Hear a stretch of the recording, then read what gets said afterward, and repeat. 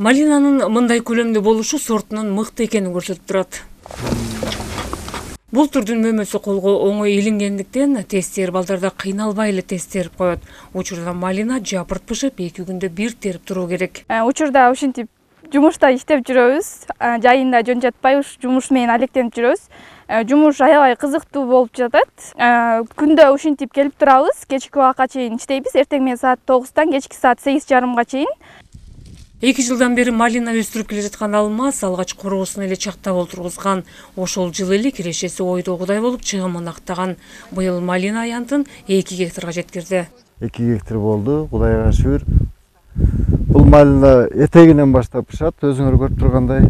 Мына азыр баш жагы мына эми гүлдөп, эми түйүп атат.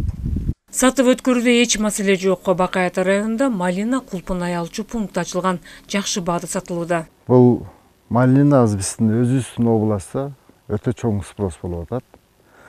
Өзүбүздүн эле мынагу Бакай Ата районунда Эмил деген инили чегибиз бар. Ошо бала алат.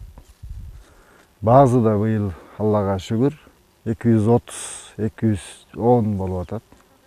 Бул деле баягы дыйкандын мээзин актай турган баа. Чет өлкөгө экспортко чогултуп жаткан бир гана пункт бар. Андан тышкары ички базарларда токтоосуз сатылып кеткендиктен сыртка алып чыгууга муктаждык жок. Мындан улам акыркы жылдары кулпунай менен малинанын мыкты сортторун өстүрүүнү колго алган дыйкандар көбөйдү. Быйылкы жылы мисалы кулпунай 55 тонна экспортко чыккан, ал эми былтыр болсо 19 тонна болчу да.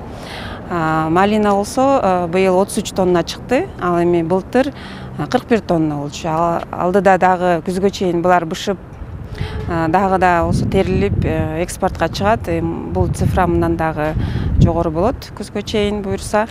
Ошол дыйкандарыбыз жылдан жылга кийинки жылдары ушул кирешелүү болгон ушул жер жемиш кулпунай малинага көп басымдуу кылып жатышат.